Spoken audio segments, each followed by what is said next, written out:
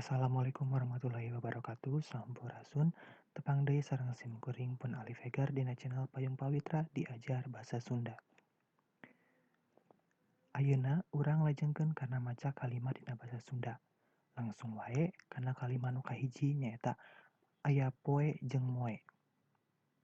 Contoh kalimatna anu kahiji isukan poe Kemis. Contoh kalimat anu kadua wanti moe anduk. Aya kecapaku jeung maku.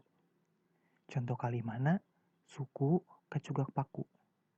Kalimat anu kedua maku panto lomari. Aya kecap pacul jeung macul. Contoh kalimatna nambut pacul sakedap. Contoh kalimat anu kadua patani macul di sawah. Tembok jeung nembok. Contoh kalimat anu kahiji tembok pabrik rempag. Contoh kalimat anu kadua semen dipake nembok. Baju jeung dibaju. Contoh kalimat anu kahiji make baju lebaran. Contoh kalimat anu kadua ato di baju seragam. Lotek jeung dilotek. Contoh kalimatna tisna dahar lotek. Contoh kalimat anu kadua kacambah sok dilotek.